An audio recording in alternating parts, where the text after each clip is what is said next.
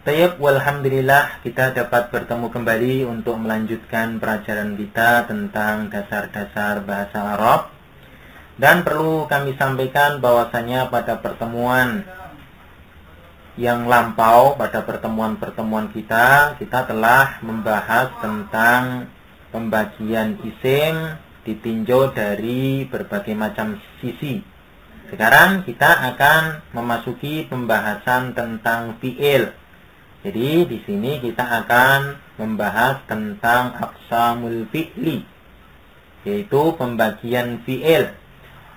Untuk pertemuan kita kali ini kita akan membahas tentang taqsimul fi'li bin nadhari ila zamani wuku'ihi, yaitu pembagian fi'il ditinjau dari waktu terjadinya. Tayyib, untuk fi'il dia ditinjau dari waktu terjadinya. Dia terbagi menjadi 3 kelompok. Di sini dapat diperhatikan pada bagan bahwasanya fi'il dapat terbagi menjadi 3, yaitu al-fi'lul madhi, kemudian al-fi'lul mudhari'u, kemudian yang ketiga adalah fi'lul amri atau fi'il amr. Baik, kita akan membahas satu persatu untuk memperluas pembahasan tentang masing-masing kelompoknya. Baik, yang pertama adalah fi'il madhi.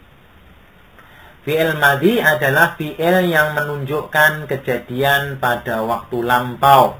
Jadi, untuk menunjukkan suatu kejadian pada waktu lampau, itu digunakan fi'il madhi. Contohnya misalnya khalaqa, artinya telah menciptakan. Kemudian kharaja, artinya telah keluar. Amara, telah memerintah. Kemudian akala, telah makan. Intinya bahwasanya fi'il madhi dia digunakan untuk menunjukkan kejadian pada waktu lampau. Baik. Kemudian kelompok yang kedua adalah fi'il mudhari. Apa itu fi'il mudhari? Di sini disebutkan fi'il mudhari adalah fi'il yang menunjukkan kejadian pada waktu sekarang atau akan datang. Mungkin ada pertanyaan, bagaimana untuk membedakan waktu sekarang atau waktu yang akan datang? Kan sama digunakan fi'il mudhari misalnya. Maka kita katakan bahwasanya kita melihat konteks dari suatu kalimat untuk mengetahui apakah digunakan pada waktu sekarang atau pada waktu yang akan datang. Baik. Kemudian contohnya misalnya yahluku, artinya sedang atau akan mencipta. Kemudian yahruju, artinya sedang atau akan keluar. Kemudian contohnya yang lain, ya'muru, artinya sedang atau akan memerintah. Dan kita sebutkan contoh lagi, ya'kulu, artinya sedang atau akan makan. Jadi intinya fi'il mudhari dia digunakan untuk menunjukkan kejadian pada waktu sekarang atau pada waktu yang akan datang. Jadi pada waktu setelah kita berbicara. Jadi waktunya waktu yang akan datang itu juga digunakan fi'il mudhari.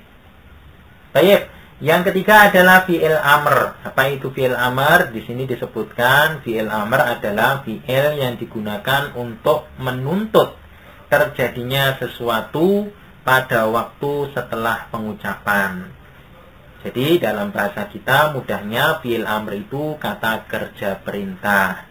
Mungkin ada pula yang bertanya, kenapa fi'il amr atau kata kerja perintah kok juga dimasukkan pembagian fi'il ditinjau dari waktu terjadinya? Maka kita katakan bahwasanya fi'il amr itu dia menunjukkan pada waktu yang akan datang setelah kita mengucapkan suatu perintah. Jadi waktunya tatkala kita setelah memerintahkan sesuatu baru dikerjakan.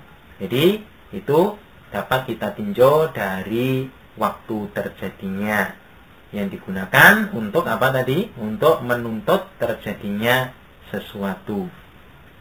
Tayyib, contohnya misalnya udkhul, artinya masuklah. Kemudian ukhruj, artinya keluarlah. Kemudian ijlis, artinya duduklah.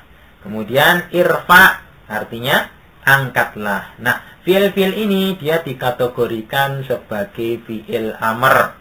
Dia digunakan untuk menuntut terjadinya sesuatu.